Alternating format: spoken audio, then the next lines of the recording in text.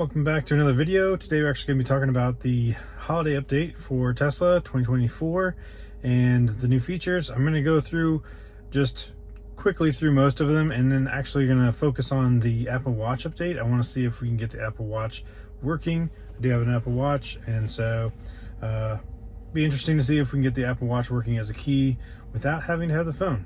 So let's check it out. All right, so this is on our 2022 Model Y, so our older vehicle, the Hardware 3, and we actually haven't gotten it on our Hardware 4 2025 model, so we'll see if anything's different on that one. Hopefully we'll get version 13 of FSD, but we'll check that out when we get it. So first of all, it does say this is 2024.44.25.2. We've got Apple Watch support, so that one is the one we're going to focus on. But mobile app dash cam viewer, so you can view it in your phone. You can do SiriusXM. You can set arrival energy, searching along the route. Again, another great thing for actually traveling. You've got the set arrival energy, the search along route, the precipitation map, and weather at destination. So a lot of things that are great for traveling. The rear cross traffic alert. This is one that honestly, it seemed like we were never going to get this. I know Elon had mentioned it a few times. People asked about it. You know, all these new cars have rear cross traffic alert. It's a really common safety feature these days. Why doesn't Tesla have it? Well, now they have it. Now, I'm a little bit skeptical about how well it works, especially without the ultrasonic sensors on the back of the 2025 model. But I guess we'll at least be able to test it on both cars and see if it shows up and that sort of thing. But definitely a good safety feature. I hope it works well. Let's see, we got tune in, we've got a new light show, we've got a new game, some updates to the theater and the video, seats controls. We also have a little area where you can keep track of your maintenance, other minor updates, which I'm not going to read through all those, but a bunch of little minor updates. Getting back to the Apple Watch. So what I did find is that not only do you need to obviously have an Apple Watch, but you need to update your Apple Watch in order for it to have that actual functionality. So if I went into my Apple Watch right now, I go through, I actually don't have Tesla on there. So I actually need to go to my phone and make sure that that I update the Tesla app. So first you got to make sure that you update the Tesla app, which you would actually do on the online store, of course, App Store. And then once you've done that, you can go to your Apple Watch app. And on the Apple Watch app, you can scroll down and you'll have now the ability to install the Tesla app on your watch. So I'll go ahead and install the Tesla app. All right, so we're back. It took a while for it actually to install, and here it is now. The Tesla app is now installed on the Apple Watch.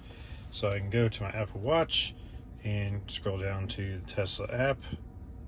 So let's see, scroll down here. We've got the Tesla app. There we go. And there we have the car on there. So we can set up as a watch key. Authorizing, and because it's on my account, it actually automatically connected as a watch key.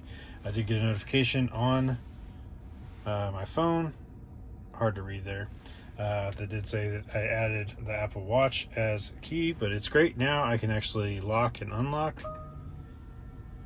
So I locked the car, unlocked the car with my watch, and I can, let's see, pop the trunk, see the battery percentage, turn on the AC. It's already actually on in this case, and I can actually switch to my other vehicle as well. I would have to set it up as a watch key on that one as well. I actually do want to do that. Oh, actually, so here we go. So my other car doesn't have the new holiday update, so it actually is not able to do that. So once I get the holiday update on the other car, I'll be able to add it for that car. So pretty cool. And let's see if it works well, just getting in the car and trying to drive. Now I'll have to turn the Bluetooth off on my phone, just to make sure that it's not being used as connecting. All right, so we got the car locked, as you can see, and I turned off the Bluetooth on my phone, and now I'm just gonna see if I can get into the car. So it does unlock. See if it'll go into drive.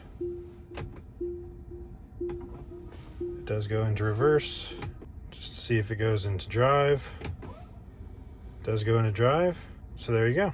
So I actually already had an outro for this one, but I realized after the fact that it's really easy to add the Tesla app as a complication on your Apple Watch. And even though it just shows the battery percentage, which is not very useful to me, it does immediately link you into the app, and therefore it's actually been, I've used it a lot since adding it to my watch. So it's actually not too hard to add it to your watch, and once you get it on there, it's actually very useful, at least to me, to be able to start the climate control, for example, from your watch. Really simple to just hit the complication, open it up, and do the climate control. So that's going to be something I'm going to use a lot. And so, again, a great thing that Tesla just added out of the blue. They added the watch app availability, and that's the great thing about Teslas, is they're constantly updating their cars, the software, and this one was just another free software update. So that's it for this one. Thanks so much for watching, and we'll catch you on the next one.